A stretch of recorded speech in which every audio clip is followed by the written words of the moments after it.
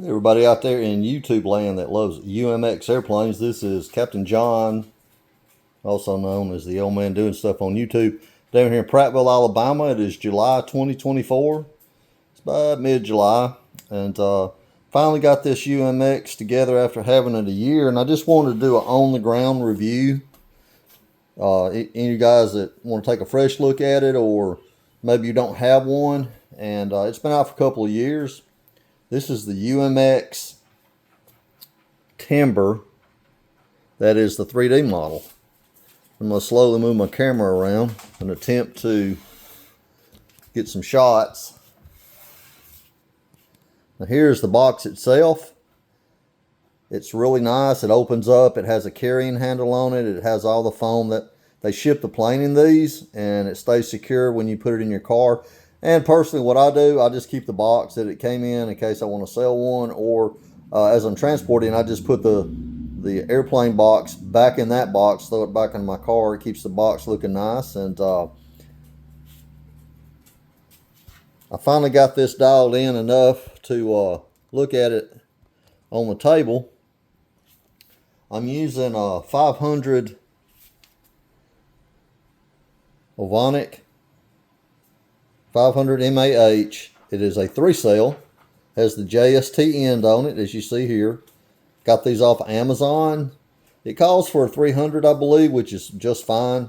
500 is a little bit heavier. I couldn't find a 450, so I went ahead and with that. That'll make it a little bit heavier for me. And the main reason I bought this one was to do 3D. I've got a Timber 2-cell that I've had for years, about 6 years. It's a lot different than this. The way they made this, the wings are a lot more, basically the wings are shorter and they're fatter, just for technical terms. It doesn't have flaps on it. It just has a long aileron. All the way across is your aileron. And you can make flaperons on it. The instructions are really nice that come with it. This is an addendum that they mail in the owner's manual. They updated it a little bit after they put this out.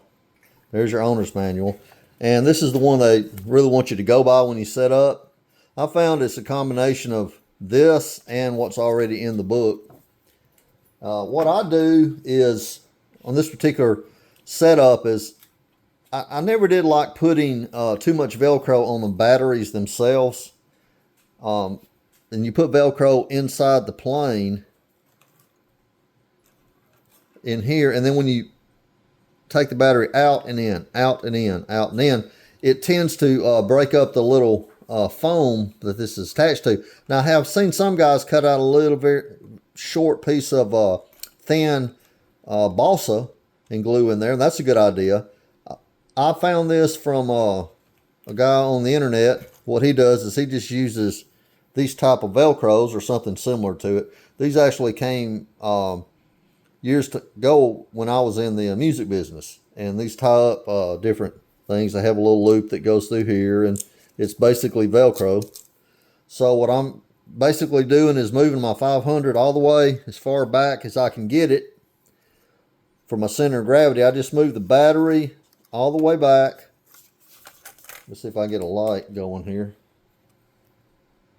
There we go. That's pretty good. I moved the end of the battery, not touching the ESC, but as far back as I could, because I want my center of gravity to be back as far as I can anyway, because I bought this one specifically to fly 3D with. It's really fun. I like 3D. I'm not real good at it, but this plane is perfect for that. And once the people will take the time to learn what they're doing, they have a lot of fun with this plane.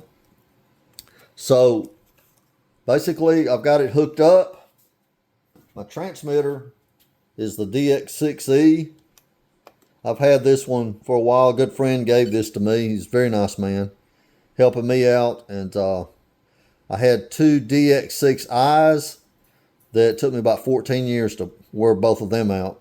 So I'm working on this one now. I like the 6E. It has the SD card built into it. It's not as, of course, as updated with the internet and all that as some of the newer ones are, but the price you can't beat. So basically I have my flaps, as you see, set up on the 3 toggle switch. You can decide where you want your flaps, but I wanted 3 series of flaps. Back here on channel 5, this is your safe. I don't know if that's focused or not. Can't tell. But anyway, I set safe up back here on the gear switch. My throttle cut, I put over H switch. So more or less I got the transmitter on. I really enjoy, I'm going to cut the light off. I've got an overhead light on. Let me cut it off.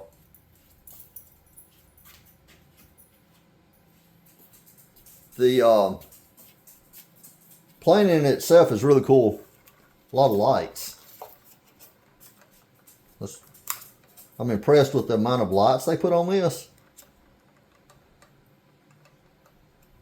Get her plugged in. Let her do her thing.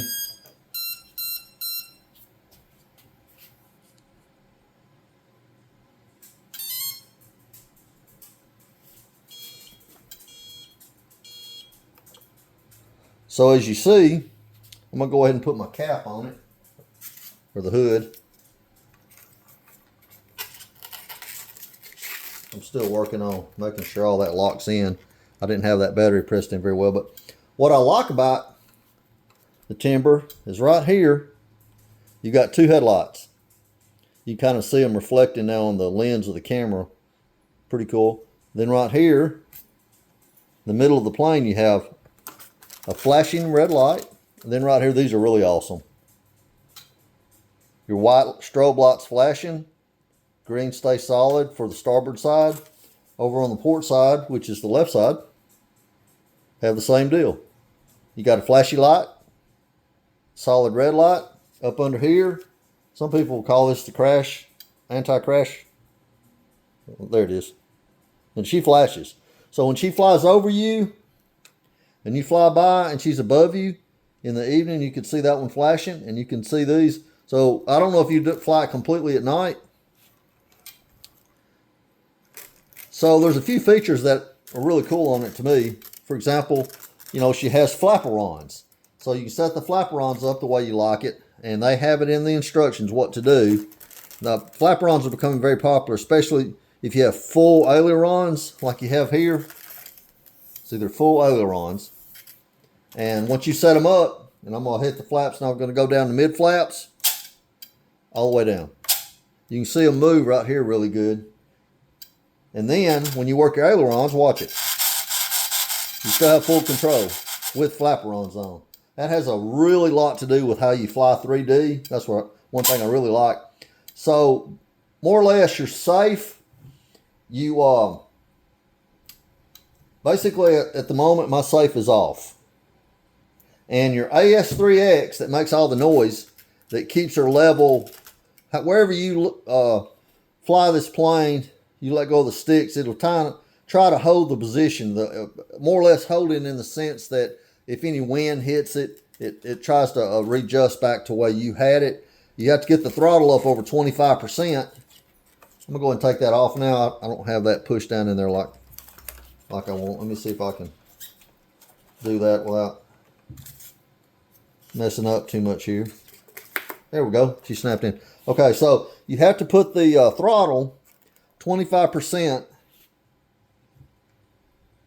to engage AS3X. So once you go up over 25%, after you plug it in, every time you plug it in, AS3X will be off. So I'm going to try a throttle hold and see if it works on throttle hold. No. So the throttle hold's got to be off. There's my throttle cut right there. Cut it off. So now I have plane active. So I'm going to hold the plane. I'm going to cut up to about 50%. Now you can hear her go. That's AS3X. Most everybody knows what that is, so I don't have to explain that, and I couldn't do it in detail anyway. But at this point, you're up and flying. Safe is off because I cut it off. Now, a good way to demonstrate safe is watching these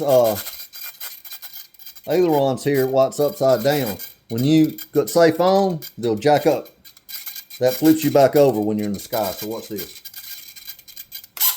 You see how they've gone up and over here, this is up.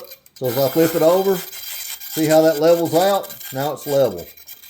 So you can go basically, I'm going to see, hang on just a second. Woo! Finger got a little close that time.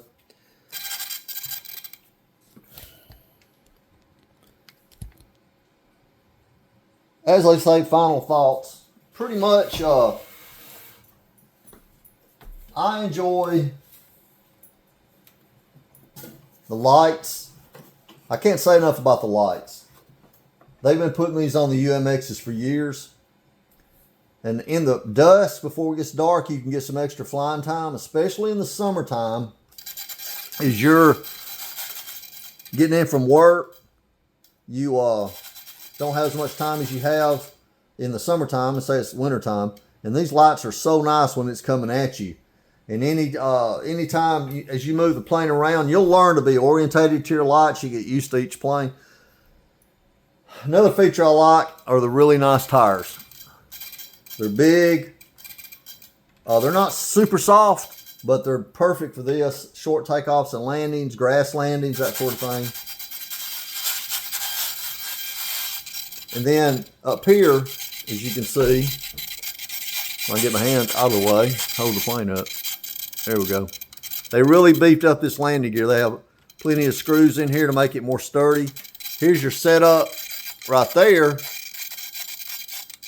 There's an opening right there. That's for when you set up with pontoons if you want to fly on the water.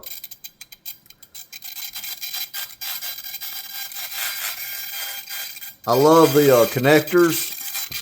These are ball connectors, which UMX never really used those till last few years. They're really stepping up their game. They're keeping the price about the same. So if you like little planes, I've had one of the leading YouTube guys. I commented on one of his videos, and I mentioned the ME262 that Free Wing has. He was flying it. And I mentioned to him that Horizion has the ME262 UMX.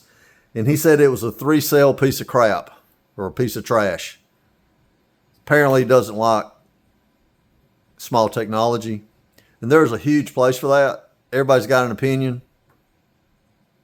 I don't really listen to what anybody says. I got a pretty thick skin. I'm 65 years old. I'm semi-retired. Had cancer, oh my gosh, 3 times. And the Lord's blessed me and kept me alive. I'm still out here kicking. Drive a school bus part-time. I've been a tour bus driver for a long time. I'm a retired plumber. So this type of plane right here, these are awesome. A lot of people collect them and fly UMX or something small exclusively. I mean, I fly all kinds of electric planes. I got a few gas planes that were given to me, or glow planes as they call it. But I'm just real impressed with this. I can keep them going for years. You can get parts. I'm really thinking about buying a second one and putting it on pontoons and just leave the pontoons on it. I've got to think about that. But I would have parts as well. Eventually they quit selling everything. I believe they're going to carry this for a long time. But you never know. A lot of guys cry that they don't like the plane, that it's not doing what they want it to do. They're just not 3D pilots. You have to learn and practice. Maybe even tear up a couple before you get good at it. But this is Horizon's attempt at 3D, and I think they really did well. So you guys take care, and I'm going to shut the video down. I'm out of here. Old man doing stuff. And I did not cut my finger off. I'm so happy. I'm out of here.